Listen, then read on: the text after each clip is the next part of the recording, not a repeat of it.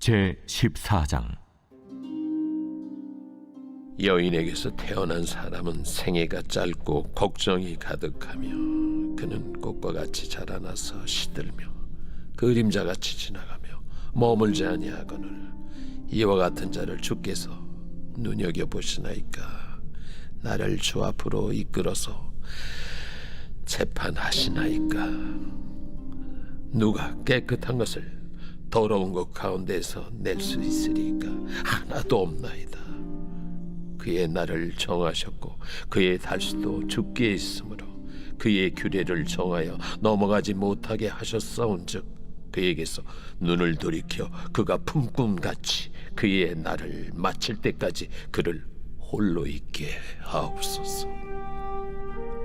나무는 희망이 있나니 찍힐지라도 다시 움이 나서 연한 가지가 끊이지 아니하며 그 뿌리가 땅에서 늙고 줄기가 흙에서 죽을지라도 물 기운에 움이 돋고 가지가 뻗어서 새로 심은 것과 같거니와 장정이라도 죽으면 소멸되나니 인생이 숨을 거두면 그가 어디 있느냐.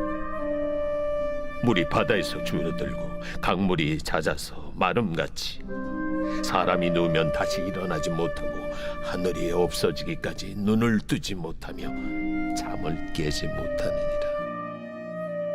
주는 나를 수월에 감추시며 주의 진노를 돌이키실 때까지 나를 숨기시고 나를 위하여 규례를 정하시고 나를 기억하옵소서.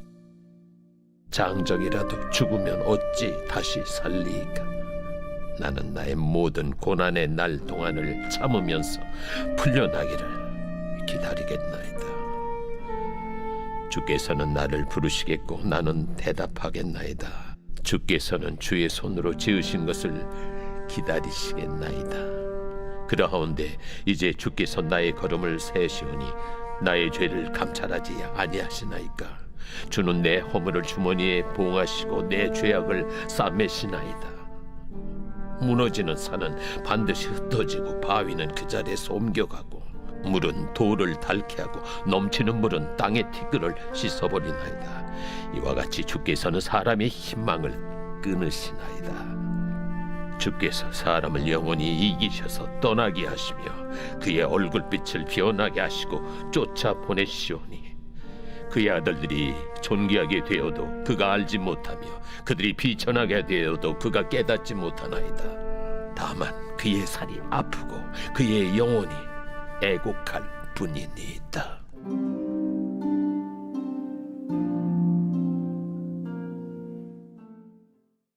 안녕하십니까 사랑하는 근수 가족 여러분, 2월 17일 근수 매일 말씀 시작하겠습니다. 오늘 본문은 욥기서 14장 1절부터 22절까지의 말씀입니다. 어제 본문과 이어서 욥의 기도 혹은 욥의 푸념이라고 볼 수 있겠는데요.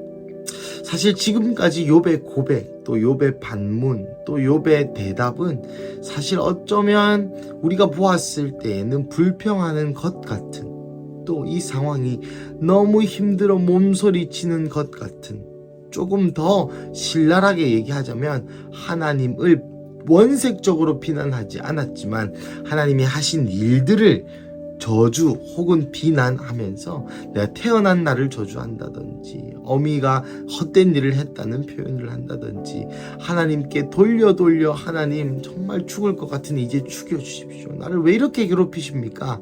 라는 말을 굉장히 종교적인 어투로 또 애둘러 표현하는 것을 볼 수 있었습니다. 그 가운데 솔직히 저는 어떠한 희망을 느끼지 못했습니다. 유일하게 한 가지 희망스러운 것을 뽑으라 하였다면 욥이 하나님 앞에서 의인이었고 그 의인이었다는 것을 욥도 알았고 욥이 자기가 어떠한 죄 때문에 이것이 아님을 확신하다가도 어쩔 때는 내가 죄가 많아서 그런가? 라는 물음표가 들었던 것 같습니다. 또 그러기에 하나님께 내가 죄가 얼마나 많길래 나에게 이러십니까? 라고 또 얘기하다가도 이제 재판을 한번 해봅시다 하나님까지 얘기하는 이 욥의 어떤 이러한 일을 겪은 한 개인의 마음의 태도를 뭐 희망적이다, 어떤 뭐 염세적이다, 혹은 불평을 한다, 이렇게 한 단어로 여러분 정의할 수가 있겠습니까? 욥의 상황을 보십시오. 가족도 있고 재산도 있고 건강도 있는 자에게 하루마다 매 초마다 그의 감정 상태, 마음의 태도가 변하리라 저는 감히 예측해 봅니다. 그래서 욥기서를 읽을 때도 욥이 이게 정상적인 상태가 아니다라고 저는 감히 추측해 봅니다. 왜냐하면 욥도 인간이었기에 이러한 것을 겪은 욥에게 다양한 인간의 반응들이 나타남을 볼 수 있죠. 하지만 오늘 14장은 그 중에서도 욥의 희망적인 면모를 엿볼 수 있는 그러한 장입니다. 제가 말을 조심해서 하는 것은 그래도 여전히 욥의 상황은 우울하고 음울합니다. 14장도 여전히 우울하고 음울합니다.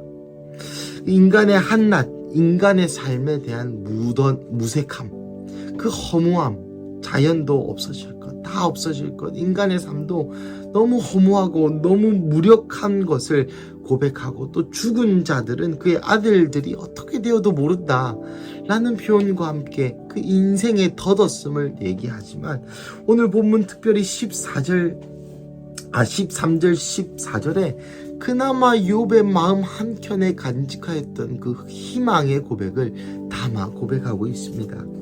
주는 나를 수월에 감추시며 주의 진노를 돌이키실 때까지 나를 숨기시고, 여러분, 하나님께서 욥을, 수월은 지옥입니다. 지옥에 잠시 감추어 두셨다가 하나님의 진노가 끝날 때에는 나를 돌이켜 주실 것이다.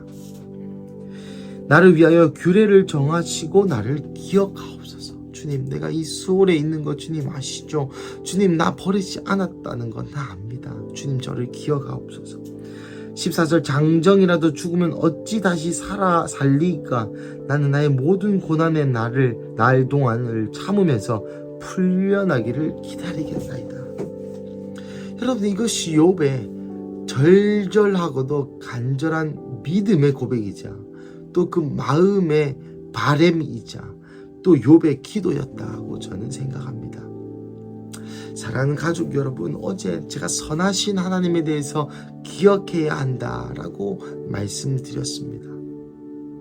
그 선하신 하나님을 기억했던 욥은 이런저런 불평, 불만, 또 감정, 분노, 슬픔, 우울의 모든 복합적인 감정을 토하였지만, 그와 동시에 욥의 마음 한켠에는 하나님께 희망을 거는 믿음이 있었습니다. 여러분, 이것이 우리의 삶에 어떻게 적용되고 무엇을 의미할까요? 사실 일반적인 상황이 아니죠. 또 인생을 살아가다 보면 수많은 일이 있지만, 이 욥과 같은 이렇게 기구한 인생은 잘 없기도 합니다. 하지만 그때의 욥은 여전히 하나님께 희망을 두고 있음을 보여줍니다. 우리의 인생에 정말 애가 쓰이는, 혹은 정말 내가 공들인, 혹은 나의 존재 자체를 흔들 만한 사건과 또 인간관계와 사업과 그러한 것들이 있죠. 평생을 바친 기업, 평생을 바친 나의 자녀, 평생을 바친 어떤 것, 그러한 것들이 내 눈앞에서 무너지는 것을 볼 때에 인간은 좌절하고 낙심하고 또 이 모든 것을 포기하는 지경에 이르기까지 합니다. 욥의 상황이 우리가 100% 공감할 수 없지만 그러한 상황이죠. 그러한 상황에 인간의 당연한 반응은 무언가 내가 잘못해서 그렇던가, 나의 죄책감, 또 나의 어떤 그 잘못에 대한 원인을 찾는 데에 시간을 많이 할애합니다. 그러다가 회개도 하고, 그 회개했는데도 인생이 별 나아질 기미가 보이지 않는다면 하나님께 은근한 쓴 마음이 들게 되는 것이죠. 그때부터는 욥처럼 하나님께 나름 절반의 협박을 하기도 합니다. 하나님, 이거 안 해주면 나 교회 나갈 겁니다. 하나님, 이거 안 해주면 나 진짜 어떻게 될지 몰라요. 그러한 과정을 거친 이후에 사실 우리의 마음은 오늘 욥의 마음과 같이 하나님 한 번만 살려주십시오. 하나님이 그 진노의 때를 멈추시면 이것도 멈출 것을 내가 압니다. 그러니 하나님 이 모든 고난의 날을 참으면서 나는 풀려나기를 기다립니다 라고 얘기하는 그러한 이 욥의 일련의 어떤 신앙의 여정과 또 우리의 삶의 고난을 맞이할 때에 우리의 반응이 흡사하다라는 생각을 해봅니다. 오늘 본문을 통하여 저의 마음에 또 저의 마음에 있었던 큰 음성은 바로 이것입니다. 우리가 하나님께 자비를 요청하고 나아가 그 하나님이 그 자비를 선택할 수 있는 분이시라는 것을 우리가 기억하는 것입니다. 사실 13장도 또 14장도 어느 정도의 욥의 불평 섞인 인생을 비관하는 듯한 말 속에 욥은 여전히 믿음이 있었습니다. 하나님이 이것을 선택하실 수 있다는 그 믿음, 하나님이 나의 삶을 회복하게 해주시겠다는 믿음이 아니라 하나님의 때가 있고 하나님이 진노를 돌이키실 때가 있으며 하나님이 우리를 욥을 풀려나게 해주시며 또 어제 본문을 차용하자면 그리 아니하실지라도 나는 주께 송사를 하겠다 라는 표현들 속에 욥은 여전히 고통스럽고 여전히 고난 중에 있고 무슨 말을 해도 다 이해해 줄 것 같은 그러한 상황에 있음에도 불구하고 이 모든 고난의 주권 또한 하나님께 있다는 것을 인정하고 올려드립니다. 사랑하는 가족 여러분, 저는 이 신앙이 없어 보이는 듯한 이러한 표현들 속에서 이 욥의 신앙이 너무나도 부럽습니다.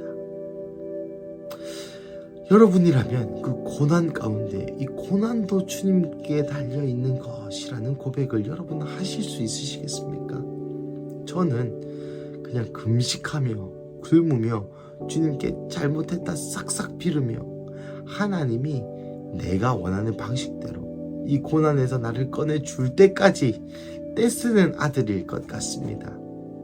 하지만 여러분, 주신 자도 여호와시오 거두시는 자도 여호와시니 내 삶의 고난을 잊게 하신 자도 여호와시오 계속되게 하신 자도 여호와시고 이것을 풀려나게 하시는 자도 이 때를 정하신 자도 여호와시다 라는 믿음을 가질 때 어쩌면 우리가 겪는 고난은 우리가 겪는 고통은 그렇게 큰 아픔이 아닐 수 있을 것 같다는 생각을 해봅니다. 왜 그렇습니까? 우리 예수 그리스도께서 우리와 함께 하신다는 그 믿음이 있는 자만이 이러한 믿음을 가질 수 있기 때문이죠. 그렇지만 욥처럼 여전히 인간적인 고통과 마음의 상처가 없을 수 없습니다. 하지만 그럼에도 불구하고 우리와 함께 걸으시는 그 예수님의 은혜가 더 큰 것이죠.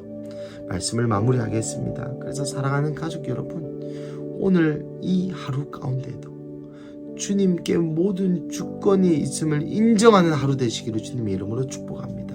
그래서 우리가 풍요의 때 가운데 있든지 고난의 때 가운데 있든지 아무렇지 않은 그냥 그저 그런 한 때를 보내고 있든지 상관없이 오늘의 유용한 은혜, 오늘의 더 큰 그 은혜 아래 감사하시고 돌파하시고 용기를 얻으시고 희망을 가지시는 우리 근수 가족 되시기를 주님의 이름으로 간절히 축복합니다. 우리 함께 기도하시겠습니다. 사랑하는 하나님, 감사합니다. 오늘 본문 말씀을 통하여 우리의 삶 가운데 다시 한번 하나님께 모든 주권이 있음을 알려주시니 감사합니다. 주님, 여전히 우리는 내 돈이 내 돈 같고 내 시간이 내 시간 같고 내 인생이 내 인생 같을 때가 있음을 주님 인정합니다. 하지만 이제라도 다시 한번 모든 것이 주님으로부터 왔고 모든 것이 주님께로 돌아간다는 이 사실을 기억하며 내게 주신 풍요도, 내게 주신 고난도, 내게 주신 고통도, 내게 주신 이 젊은 날도, 내게 주신 이 중년도, 내게 주신 이 모든 삶의 건강과 시간들까지도 주님으로부터 왔다는 그 인식, 하나님의 주권을 나의 삶의 일상에서 인식하고 받아들이고 또 그렇게 사는 삶 살게 하여 주시옵소서. 주님 감사합니다. 이 모든 말씀 살아계신 예수님의 이름으로 기도드립니다. 아멘.